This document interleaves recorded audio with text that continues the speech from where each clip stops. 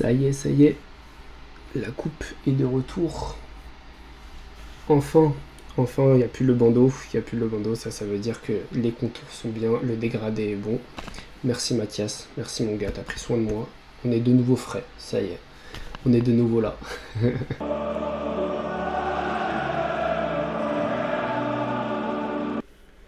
Amis Gunners, bienvenue dans cette nouvelle vidéo, j'espère que vous allez bien, surtout si vous êtes un club qui se bat pour ne pas descendre en Championship. On est toujours ensemble, nos gars de Tottenham, jusqu'à la fin de la saison, je vais pas vous lâcher, vous inquiétez pas. On se retrouve pour une petite vidéo, on va parler du match contre Leverkusen, mais plein d'autres choses aussi, une petite vidéo un peu fourre-tout, j'ai envie de parler de quelques sujets toujours autour du meilleur club d'Angleterre, du meilleur club d'Europe et peut-être du meilleur club du monde bientôt. Arsenal, bien sûr, vous êtes sur la chaîne, une chaîne 100% Arsenal. Donc petit débrief en 2 mots du match de Mansfield, je l'ai pas vu. Apparemment c'était nul, Gabriel Jesus a été nul, Eze a marqué, on est passé. Moi j'ai rien à dire sur ce match, les FA Cup ça m'intéresse pas cette année. Moi je suis vraiment focus sur la première ligue, j'en parlerai un petit peu plus loin dans cette vidéo. Mais en tout cas voilà, on est passé, on jouera Southampton à l'extérieur lors du prochain match. Donc on devrait pouvoir s'en sortir aussi, donc c'est une demi-finale quand même qui se profile en FA Cup, une finale en League Cup, pour l'instant 8ème de finale en Ligue des Champions. Donc, et toujours premier en première ligue avec 4 points d'avance, parce que moi je considère que Manchester City a 4 points d'avance. Enfin qu'on a 4 points d'avance sur Manchester City. Pas 7 points parce qu'ils jouent contre Crystal Palace leur match en retard et je sais qu'ils vont gagner. Donc moi je suis pas de la team, il y a 7 points d'avance, il y a 4 points d'avance. 4 points d'avance en première ligue, donc on est le 10 mars quand je fais cette vidéo, veille de match de Ligue des Champions, donc on est plutôt bien. La situation est plutôt bonne, donc match contre Leverkusen demain. Je plaide coupable. Je suis pas du tout la Bundesliga cette année. C'est pas un championnat qui m'a réellement intéressé.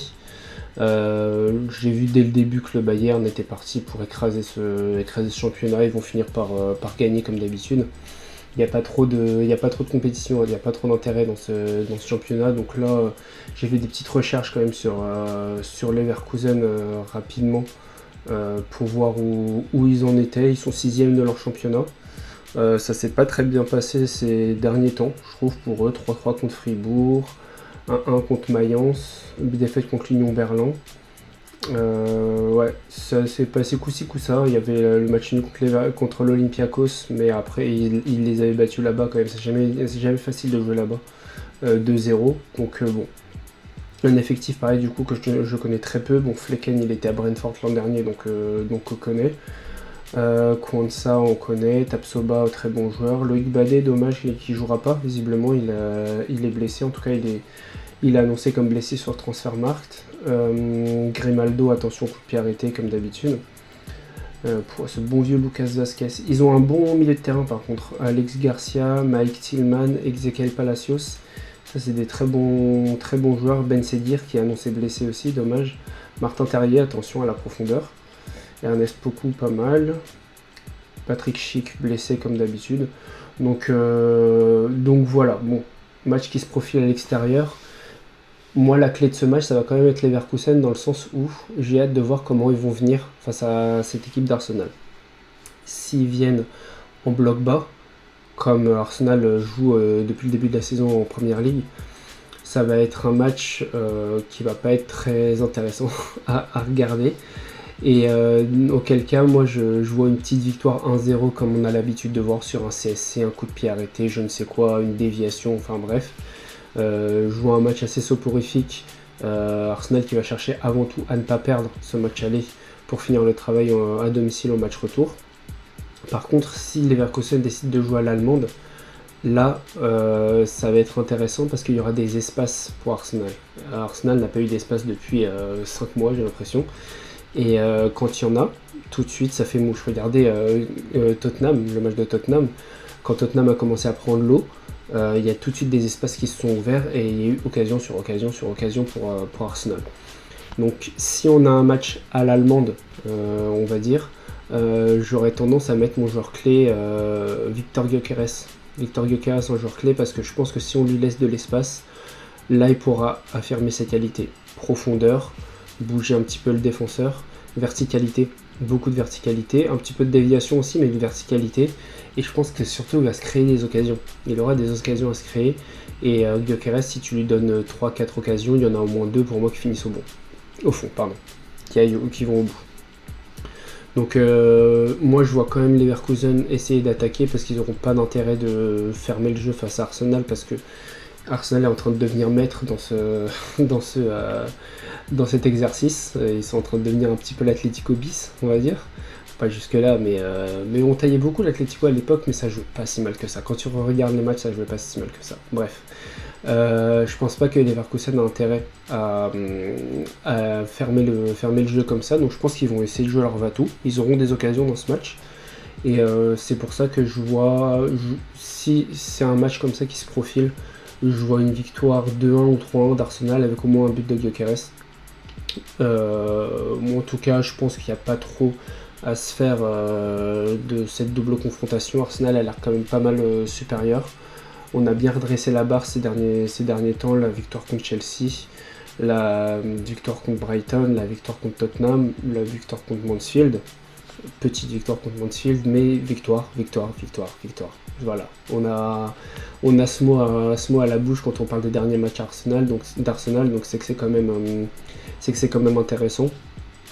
Et voilà, moi je pense que ça va le faire sur la double confrontation parce que je pense pas qu'Arsenal va perdre et encore moins prendre 2 buts à l'Emirates. Peut-être que demain ils vont en prendre un parce que les Allemands quand ça pousse, les équipes allemandes quand ça pousse, c'est des gros temps forts. Et peut-être que sur 2-3 actions dans la profondeur, dans la verticalité, ils pourront prendre à défaut la défense d'Arsenal. Mais voilà, moi je pense que Gyökeres va avoir un rôle important à jouer dans ce match. Parce que je pense que le match va se jouer dans l'axe du terrain. Je règle juste ma caméra, je vois que je mets un peu plus de lumière parce que je vois que je suis un peu dans le noir. Mais oui, je pense que Gyökeres aura un rôle à jouer autant que Eze aussi, parce que je pense que Eze va être titularisé. Et dans cette verticalité, je pense que ça sera intéressant. Je pense que ça sera intéressant d'exploiter cet axe du terrain. On a souvent l'habitude de passer par les côtés pour faire la différence. Là, je pense que ce match, ça va se jouer dans l'axe. Donc, d'autant plus que, comme je l'ai dit tout à l'heure, le milieu de Leverkusen là est vraiment pas mal. Je pense que c'est leur zone forte. Donc, ça va être un match intéressant, mais je vois Arsenal finir pas facile vainqueur, mais quand même de maîtriser le match de A à Z, de subir quelques temps forts, mais globalement de mettre les coups de poignard là où il faut et quand il faut. Et on se sortira. Et voilà, une petite victoire 3-1, allez, on va dire, avec un but au moins de Gyökeres. Et ça va me permettre aussi de parler un petit peu de la Ligue des Champions. Du tableau d'Arsenal en Ligue des Champions. Je sais que ça a fait beaucoup parler.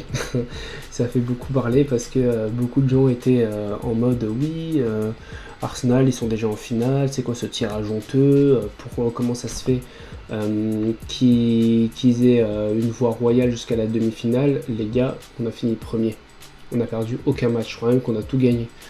Vous vous attendiez à quoi? À ce qu'on joue City, puis le Real, puis Chelsea, puis en finale le Bayern? Non les gars, non, c'est notre privilège d'avoir roulé sur l'Europe sur la première partie de saison. On va voir si ça va être le cas sur la deuxième.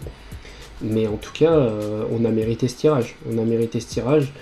Et oui, c'est un tirage favorable jusqu'au demi-finale, mais pour moi, cette route, elle va être couplée avec la route en Première Ligue. J'ai vu le calendrier de Manchester City, ça va être compliqué, parce que même s'ils n'ont pas des matchs très difficiles entre les matchs de Ligue des Champions, il me semble, ils vont quand même jouer le Real. Et puis après, s'ils passent, ils vont quand même jouer potentiellement le Bayern. Donc ils auront la finale de League Cup contre Arsenal, ils ont encore Chelsea à jouer. Donc dans ce laps de temps, donc mi-mars là jusqu'à mi-avril ou fin avril, c'est un petit peu chaud du côté de City. Et en fait ça va dépendre de ça pour moi, la run d'Arsenal en Ligue des Champions. Si Manchester City s'écroule en Première Ligue, que d'ici mi-avril, fin avril, Arsenal a 7, 8 ou voire 9 points d'avance sur Manchester City, Arsenal va faire un push en Ligue des Champions. Moi je reste persuadé que si on a toujours ces 4 points d'écart, voire même 2 points d'écart au pire des cas, d'ici mi ou fin avril, Arsenal va laisser tomber la Ligue des Champions, va laisser tomber toutes les autres compétitions et va se focus sur la Première Ligue. Moi c'est ce que j'aimerais, moi c'est comme ça que je vois le truc. Parce que les gars, il faut aller chercher ce titre, ça fait trop longtemps. Moi, je supporte Arsenal depuis 2007 à peu près. J'ai jamais vu Arsenal gagner un titre de Première Ligue depuis. C'est quand même incroyable. C'est quand même incroyable. On est revenu sur le devant de la scène. Et pour vraiment affirmer ce retour, il faut aller chercher le titre national pour moi. La Ligue des Champions, ça met du temps. Ça met du temps. Et honnêtement, je pense pas qu'Arsenal soit prêt cette année pour aller chercher la Ligue des Champions. Ils sont prêts pour aller chercher le championnat, ils ont bâti une équipe pour être constant pendant toute l'année. Mais la Ligue des Champions, faut pas oublier que c'est un tournoi. Il faut être fort, très fort sur 1-2 matchs. Ça veut dire que tous tes joueurs doivent être dans le bon tempo, dans la bonne forme physique, dans la bonne forme mentale également, pour performer. Et même si Arsenal est bien, honnêtement Arsenal est bien, je trouve qu'il y a des équipes qui sont encore en lice, qui sont vraiment calibrées tournoi. Le Bayern, Chelsea, mine de rien, je trouve que Chelsea est une équipe qui est toujours calibrée pour performer en tournoi ou en coupe. Et par exemple, c'est pour ça que Tottenham, pour moi, est allé en finale de la Ligue des Champions il y a quelques années. Parce que c'est une équipe, pour moi, qui est bâtie depuis des années pour ça, pour gagner des coupes. D'ailleurs, je ne comprends toujours pas comment ils n'ont pas réussi à rafler une coupe par-ci par-là. Mais pour moi, c'est ce genre d'équipe, en fait, qui peut soit créer la surprise, soit c'est des équipes qui ont vraiment un projet de gagner cette Ligue des Champions et qui designent leur équipe pour ça, avec un coach qui est fait pour ça, comme le PSG l'an dernier. Ils ont bâti l'effectif pour gagner cette Ligue des Champions, ils ont pris le coach parfait pour gagner la Ligue des Champions et ils sont allés au bout. Donc oui, je pense que Arsenal a quand même une voie assez royale jusqu'à la demi-finale, mais par contre j'aimerais bien quand même qu'ils battent le Barça parce que un petit ressentiment par rapport à 2006 et tout. Mais après, en finale, je sais pas si ça ira chercher la finale, le trophée final, et même en demi-finale, ça va être compliqué parce que je rate pas mal cette équipe du Barça. Moi, j'aime beaucoup. Je trouve que ça joue très bien. Ça s'expose beaucoup, mais du coup, c'est spectaculaire. Et du coup, encore une fois, sur 1 ou 2 matchs, ça peut te désosser de tous les côtés. Donc pour moi le focus il va être mis sur la Première Ligue. J'ai l'impression que Arteta a vraiment ça en tête. La façon de jouer est vraiment faite pour ne pas perdre de points, plus que pour aller chercher les résultats, parce que mine de rien il faut plus aller chercher les résultats en Ligue des Champions, parce que tu joues que contre des équipes qui sont championnes en fait. C'est pour ça qu'on appelle ça la Ligue des Champions, qui sont champions ou vice-champions dans leur championnat respectif. Même des équipes comme Bodo Glimt, Galatasaray, on se dit que c'est de plus bas niveau, mais c'est des équipes qui ont l'habitude de gagner. Donc ça veut dire qu'il faut aller chercher ta victoire.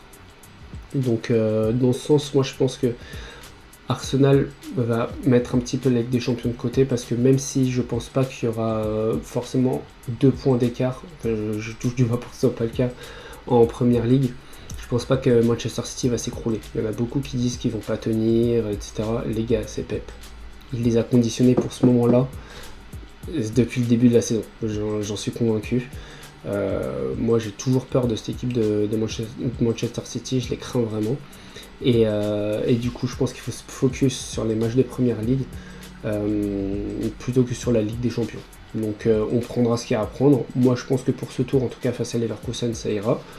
Le tour d'après, Sporting ou Bodo Glimt, pareil, je pense que ça peut le faire. Et puis après, ce sera que du bonus. Et il y aura la finale de la League Cup aussi qui va conditionner pas mal la fin de saison d'Arsenal. Elle est quand cette finale déjà ?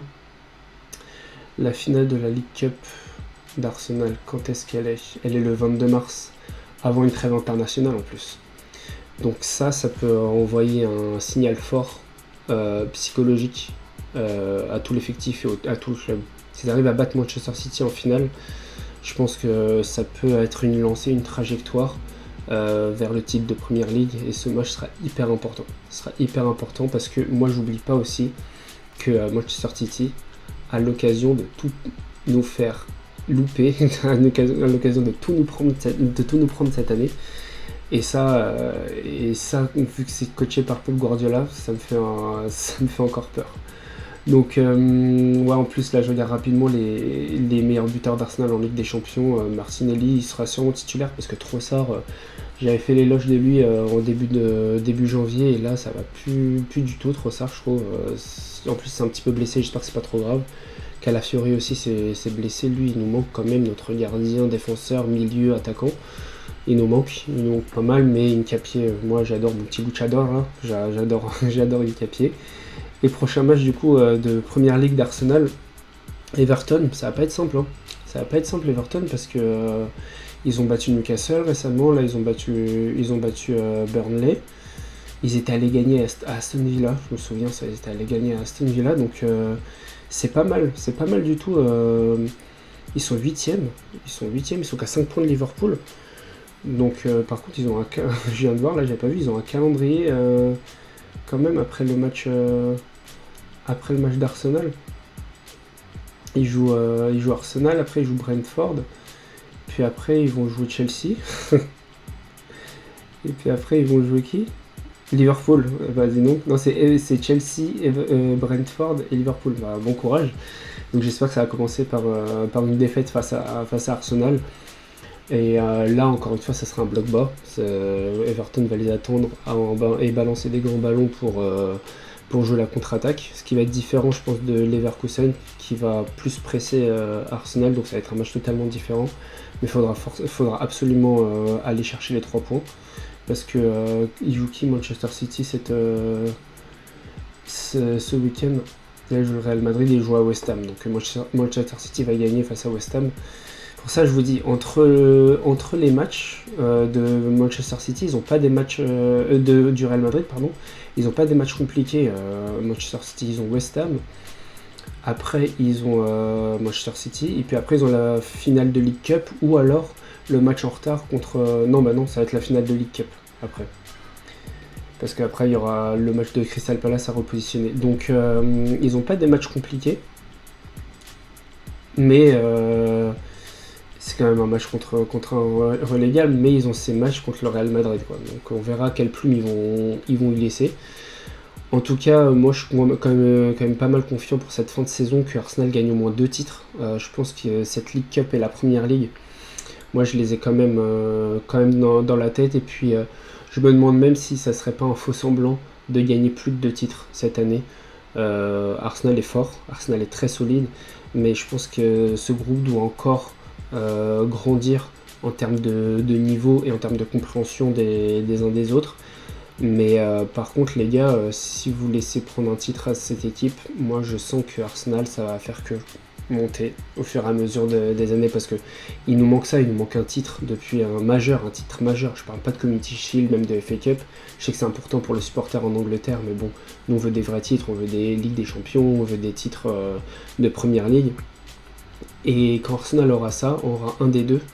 Je pense que ça va donner une confiance à tout le club. Les joueurs connaîtront la route pour aller jusqu'au bout. Et d'ici là, j'aime pas le mot dynastie parce que c'est un petit peu fort, mais il faudra vraiment faire attention à nous. En tout cas, les gars, merci d'avoir regardé cette vidéo, merci d'être resté jusqu'au bout, commente, like, partage à tout le monde, à ta famille, à tes amis, tout le monde, là, on est ensemble, la famille Gunners, et même si tu as des fans de Première Ligue autour de toi, n'hésite pas à leur envoyer la vidéo pour qu'on puisse débattre ensuite en commentaire. Bon courage à nos ennemis préférés de Tottenham. Ils vont jouer contre l'Atlético, ça va être chaud, je risque de se faire sortir. Puis après, ils vont se battre pour la relégation, hein, donc on n'est absolument pas ensemble. Donc c'était l'Arsenalien pour vous servir, et n'oubliez pas, North London is red.